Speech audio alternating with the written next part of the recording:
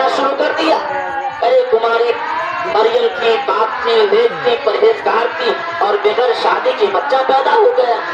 تب حضرت مریم کو وحی نازل ہوئی، الہام ہوا اور بچے کی طرف اشارہ کر دیا. 3 دن کا بچہ. حضرت عیسیٰ مریم نے کہا مجھ سے کیوں پوچھتے ہو، اس بچے سے پوچھ لو. تو حضرت عیسیٰ بول پڑے، قال انی عبد اللہ آتانی الکتاب وجعلنی نبیا. میں اللہ کا بندہ ہوں، اللہ نے مجھے کتاب دیا اور نبی بنا کر بھیجا. سبحان اللہ. 3 دن کا بچہ بول رہا ہے کہ میں اللہ کا بندہ ہوں، اللہ نے مجھے کتاب دی اور مجھے نبی بنا کر بھیجا. 3 دن کے بعد بولے، مگر اپنی ماں کی سپورٹ میں بولے.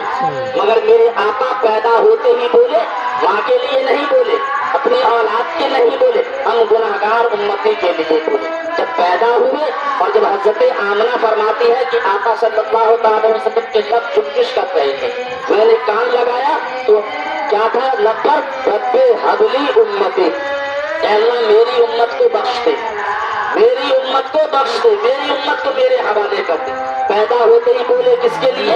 ہمارے لیے بولے.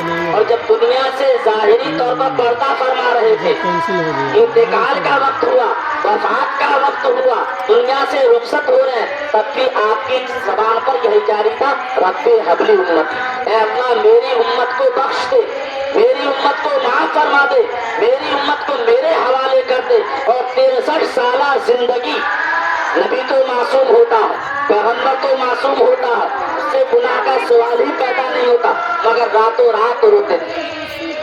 کس لیے روتے تھے؟ اپنے لیے روتے تھے کیا؟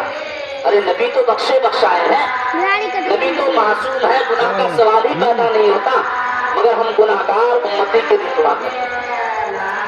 آج وہی امتی جو پوری زندگی ہم گناہگاروں کے لیے روتے رہے، بخشش کی دعائیں کرتے رہے، اور آج وہی امتی، وہی نبی کا کلمہ پڑھنے والا، نبی کی ایک بات ماننے کو تیار ہے، نبی کی ایک بات ماننے کو تیار ہے. ہم اس کا کلمہ پڑھتے ہیں اور آقا صلی اللہ تعالیٰ علیہ وسلم کی باتوں پر کتنا ہم عمل کرتے ہیں. ہم اور آپ اپنے اپنے گریبان میں خود جھانک لیں کہ ہم